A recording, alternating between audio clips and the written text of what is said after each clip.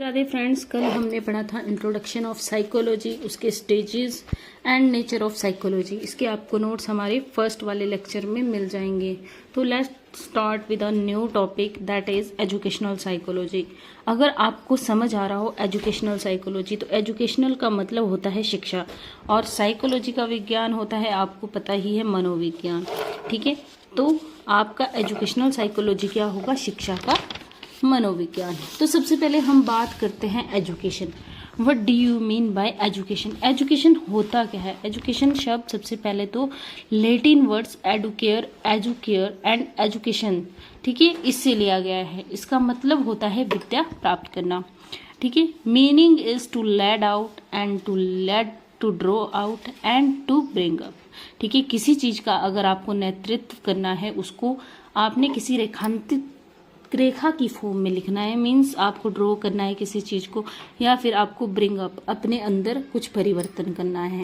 This is the process of education. Education क्या करता है? इंसान के व्यवहार को मॉडिफाई करता है, मॉडिफाई देयर बिहेवियर। अगर हम बात करें कि एजुकेशन से क्या मतलब, इंसान का क्या परिवर्तन होता है, तो हम देखेंगे कि अगर कोई भी व्यक्ति पढ़ा लिखा एजुकेटेड होगा तो उसके अंदर सबसे पहले तो क्या होगी? हर चीज की उसकी डेवलपमेंट होगी, मीन्स उसके अंदर विकास होगा। विकास से अब क्या समझते हैं आप? विकास से समझते हैं हम उसके व्यक्ति के अंदर हर तरह का सर्वांगीण विकास होगा, ऑल राउंड डेवलपमेंट होगी पर्सन की, चाइल्ड की। ठीक है, लाइक सोशल डेवलपमेंट। अगर आप सोशल डेवलपमेंट की बात कर रहे हैं यहाँ पे, तो सोशल डेवलपमेंट का मतलब होता है कि सामाजिक तरीके से किस तरह से एक बच्चे का विकास होता है। उसके बाद होता है मॉरल डेवलपमेंट। उसके अंदर जो बोलते हैं मॉरल वैल्यूज कैसे आएंगी? मॉरल वैल्यू का मतलब है कि, मॉरल डेवलपमेंट का मतलब है कि वो किस तरीके से एक दूसरे की समस्याओं को समझेगा। उसके बाद आता है कॉग्निटिव डेवलपमेंट। कॉग्निटिव का मतलब होता है हमारे ब्रेन से रिलेटेड, कि हमारा इंटेलिजेंस लेवल कितना विकसित होगा। और उसकी बात आती है फिजिकल डेवलपमेंट। फिजिकल का मतलब होता है शारीरिक विकास। उसके बाद भावनात्मक डेवलपमेंट, इमोशनल डेवलपमेंट। ठीक है, ये इस तरह के जो ऑल राउंड डेवलपमेंट होती है किसी भी चाइल्ड की, वो होगी एजुकेशन की हेल्प से। तो जैसे कि हम बात करते हैं कि साइकोलॉजी, एजुकेशनल साइकोलॉजी क्या है, तो हर एक मतलब पर्टिकुलर जो हमारे साइकोलॉजिस्ट रहे हैं, उन्होंने अपनी अपनी बातों को कहा है और अपनी अपनी डेफिनेशन सबने दी हैं। तो सबसे पहले हम स्किनर की बात करते हैं कि उन्होंने साइकोलॉजी के लिए क्या कहा है। Educational psychology is that psychology which deals with teaching and learning. अब ये क्या कहते हैं कि जो शिक्षा मनोविज्ञान है, वो इस एक तरह का ऐसा मनोविज्ञान है जो किसके साथ डील करता है? एक तो आपकी लर्निंग, अधिगम से। अधिगम का मतलब होता है सीखना, टीचिंग मीन्स पढ़ाना, पढ़ना। ठीक है, इस चीज से क्या करता है? ये डील करता है। लेकिन तभी स्टीफन ने दूसरी स्टेटमेंट दी है। According to Stephen, educational psychology is that psychology of systematic study of educational growth and development. जिसने क्या कहा? ये एक शिक्षा का ऐसा माध्यम है जिसमें क्या होता है? एजुकेशनल ग्रोथ होती है और डेवलपमेंट होती है। मतलब शिक्षा का ग्रोथ, ग्रोथ मीन्स होता है बढ़ना किसी चीज को। ठीक है, आपकी क्या हो रही है? आपकी शिक्षा भी बढ़ रही है और साथ में आपका विकास भी हो रहा है। अब हम बात करते हैं इसी के साथ इसके कैरेक्टरिस्टिक्स की। अब हम बात करते हैं कैरेक्टरिस्टिक्स ऑफ एजुकेशनल साइकोलॉजी। तो सबसे पहले क्या है? ये एक educational, it is a educational science. तो आपको पता होना चाहिए ये क्या है? एक शिक्षण का विज्ञान। It is a universal principle. को पता होना चाहिए कि यूनिवर्सल प्रिंसिपल्स होते क्या हैं, जिसका कि कोई भी असर नहीं होता है उसके टाइम, प्लेस, कंडीशन, सिचुएशन के हिसाब से। It is a positive science. और आपको पता होना चाहिए एक सकारात्मक तरह का विज्ञान है जिसमें कि आपकी सोच कैसी रहती है, बिल्कुल सकारात्मक, based on the rules and principles. और ये हमेशा अपने नियमों पर और सिद्धांतों पर ही काम करता है। हेल्पफुल इन प्रेडिक्शन, अगर हम देखें तो ये क्या करता है, हमारी प्रेडिक्शन में भी हेल्प करता है, मतलब चीज़ों के बारे में जानने में। स्टडी द स्टूडेंट बिहेवियर, और अगर हम जानेंगे तो हम क्या समझ पाएंगे कि हम इससे बच्चों के जो व्यवहार हैं उनके बारे में अध्ययन कर सकते हैं। इट्स अ वाइडर स्कोप, और इसका एक बहुत ही ज़्यादा विस्तृत क्षेत्र है। Based on cause and effective relationships, अब आप कॉज की बात करते हैं, जो इसके कारण हो सकते हैं, रीजंस हो सकते हैं। इफेक्टिव रिलेशनशिप मीन्स रिजल्ट, किसके क्या इफेक्ट होंगे। देन बात करते हैं हम इसकी नेक्स्ट पॉइंट की, that is progressive science. Progressive science means change in विज्ञान, ठीक है। अब विज्ञान में अगर कोई परिवर्तन होगा तो वो क्या होगा, एक टाइप का progressive science. It study the learning situation like aggressive, ठीक है। अगर हम बच्चों के पढ़ने के अध्ययन को समझें तो वो भी क्या है, एक तरह का शिक्षण मनोविज्ञान, ठीक है। बेस्ड ऑन एक्सपेरिमेंट्स, अब ऑब्वियस सी बात है कि एक्सपेरिमेंट होंगे। अगर विज्ञान है, विज्ञान में आपको पता है खोज होना संभव है, तो ये इस चीज के ऊपर भी निर्धारित करता है। It is social science. Social science like mini society, classroom like आप देख सकते हैं स्मार्ट क्लासेस होगी हैं आपकी, आप बच्चों को पढ़ा रहे हो, वो क्या है आपकी type of a social science. It emphasises the development process of child, और ये बच्चों के विकास के जो प्रक्रिया है उसको भी क्या करती है, एम्फेसाइज, बढ़ावा देती है। सॉल्यूशन ऑफ एजुकेशनल प्रॉब्लम, और क्या शिक्षण में समस्याएं आती हैं उनके बारे में भी हल निकालती हैं। तो हमने अभी तक क्या पढ़े हैं, इसके कैरेक्टरिस्टिक्स एजुकेशनल साइकोलॉजी के। तो हमने फर्स्ट क्या पढ़ा कि एजुकेशनल वर्ड आया कहाँ है से है, तो हमने क्या पाया कि एजुकेशनल वर्ड आया है लैटिन वर्ड से, ठीक है, जिसका अर्थ होता है विद्या को प्राप्त करना। उसके बाद हमने इसकी डेफिनेशंस पढ़ी जो कि स्किनर और स्टीफन्स द्वारा दी गई हैं। देन हमने डिस्कस किया है इसकी कैरेक्टरिस्टिक्स को।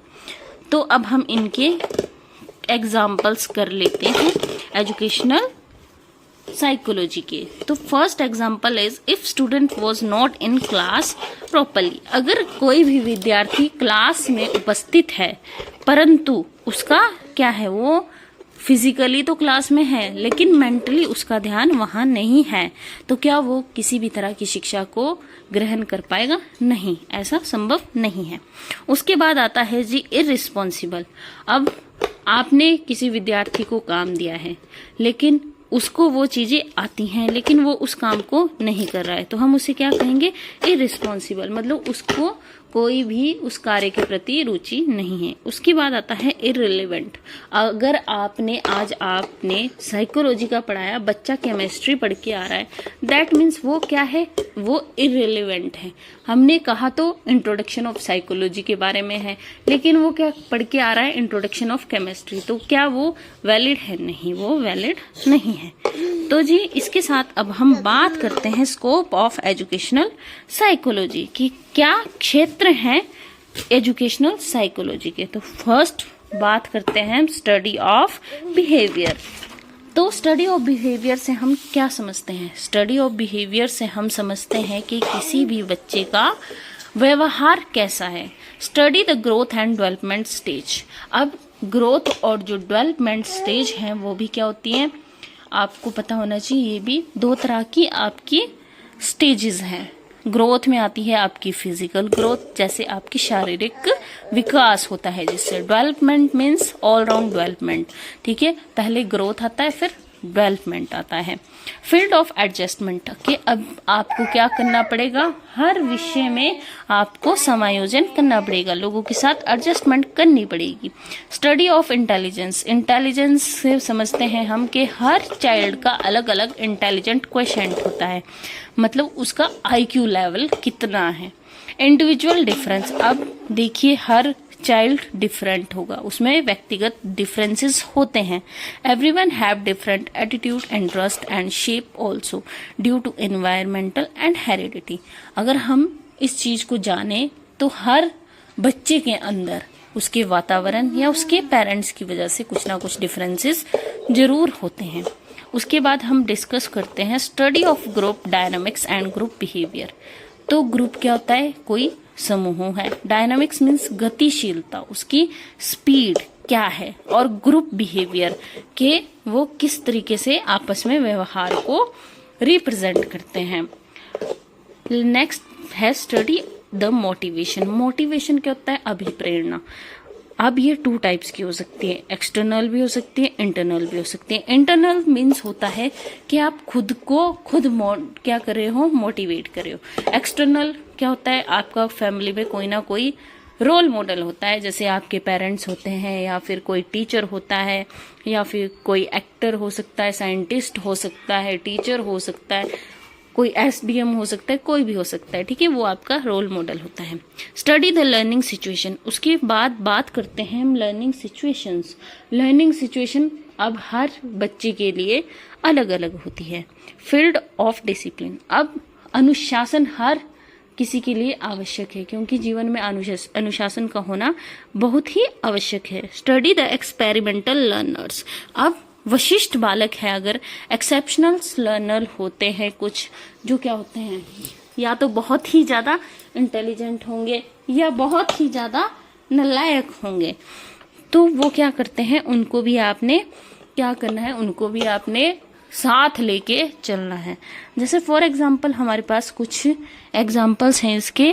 फर्स्ट इज हैंडीकैप्ड, जो क्या होते हैं, विकलांग होते हैं, शारीरिक रूप से या मानसिक रूप से भी हो सकते हैं।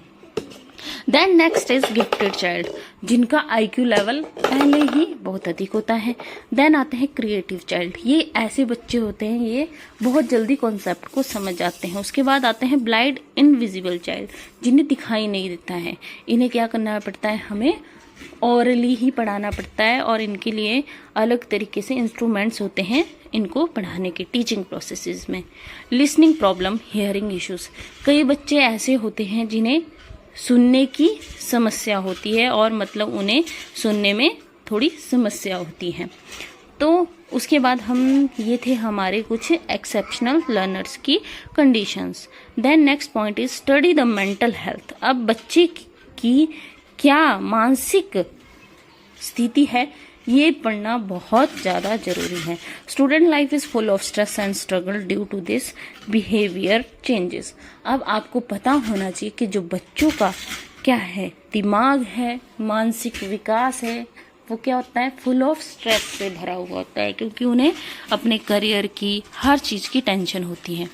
तो उनको क्या करना है, एक दूसरे के साथ उनके इमोशनल एंड फिजिकल बिहेवियर को साथ में लेके चलना पड़ता है। Next is study the measurement and evaluating. अब मेजरमेंट होता है आपका कोई भी तरीका, और इवेल्युएटिंग होता है आपकी परफॉर्मेंस को चेक करना। अब आप इसको ऑब्जेक्टिव टाइप से भी ले सकते हैं, सब्जेक्टिव टाइप से भी कर सकते हैं, ओरल, रिटन, ये आपके क्या है, टाइप्स हैं इवेल्युएशन के। Study the psychological taste like physical, mental, interest. Study the guidance and counselling. अब हमें क्या करना है कि किसी भी स्टूडेंट की क्या करनी है, काउंसलिंग करनी होती है उसके बिहेवियर को समझने के लिए। Study the educational statics. अब हमें शिक्षा को नियंत्रित करने के तरीकों को भी क्रमबद्ध तरीके से करना पड़ता है। कई बार क्या होता है कि टीचर्स का पढ़ाने का एक मेथड सही नहीं होता है, तो वो उसे अपना मेथड चेंज करना चाहिए। स्टडी द रिसर्च, हमें उस चीज के ऊपर अध्ययन करने की भी आवश्यकता है। स्टडी द पर्सनैलिटी, पर्सनैलिटी को अब हमें चेक करना होगा internally and externally. Study the physiological methods, जैसे introspection method, observation method, experimental method and different method. अब इंट्रोस्पेक्शन मेथड से हम क्या समझते हैं कि हम बच्चे को क्या करते हैं, ऑब्जर्व करते हैं, इंट्रोस्पेक्ट करते हैं, हमें उसे कुछ काम देंगे और उससे चेक करेंगे कि वो कर पा रहा है या नहीं। उसके बाद हम उसको ऑब्जर्व करते हैं, उसके बाद उसके ऊपर एक्सपेरिमेंट करके अध्ययन करते हैं। And last is different method, कि हम किस तरीके से अलग अलग तरीके से उसको पढ़ा सकते हैं। तो जी जैसे हमने अभी पढ़े थे, इससे पहले क्या पढ़ा था हमने, स्कोप ऑफ एजुकेशनल साइकोलॉजी, वैसे ही हमारे पास अब बारी आती है रोल ऑफ एजुकेशनल साइकोलॉजी। तो फर्स्ट है फंक्शन ऑफ अंडरस्टैंडिंग स्टूडेंट्स, कि बच्चों को हम कैसे समझ सकते हैं। Solution of the problem of the problematic students, take care of mental health of the students, functions of understanding the individual difference. ये मैंने सारे पॉइंट्स आपको किसमें करवा दिए हैं, स्कोप ऑफ एजुकेशनल साइकोलॉजी और रोल ऑफ एजुकेशनल साइकोलॉजी में भी सारा कुछ ऑलमोस्ट सेम है। बस हम इसमें नई चीज़ आती हैं जो है आपके मेथड ऑफ टीचिंग। तो फर्स्ट क्या है आपका लेक्चर मेथड, टीचर कैसे लेक्चर दे के बच्चों को समझाता है। उसके बाद आता है आपका लर्निंग बाय डूइंग, पहले चीज़ों को सीखो देन उनके ऊपर आप क्या करो, काम कीजिए। देन उसके बाद आता है प्रोजेक्ट मेथड, कि प्रोजेक्ट के थ्रू कैसे आप बच्चों को टीच कर सकते हैं। Then next is discussion method, बच्चों के साथ आप क्या कीजिए, कॉन्सेप्ट को डिस्कस कीजिए। एक्सपेरिमेंटल मेथड, आप बच्चों के साथ क्या कीजिए, एक्सपेरिमेंट कीजिए। Then is demonstrative method, demonstrate कीजिए चीज़ों को, मतलब उनको ब्रॉडली समझाइए। एंड देन प्रैक्टिकल मेथड, पहले कीजिए कोई भी कॉन्सेप्ट है उसके बारे में आप पहले सर्च कीजिए। और ये सारा कुछ हमने पहले कर लिया है स्कोप ऑफ साइकोलॉजी में। तो इसी के साथ हम आज की वीडियो को यहीं ख़त्म करते हैं। वीडियो पसंद आए तो वीडियो लाइक कीजिए, अपने दोस्तों के साथ शेयर कीजिए, चैनल में नए हैं तो चैनल को सब्सक्राइब कीजिए। मिलते हैं आपसे नेक्स्ट वीडियो में। राधे राधे।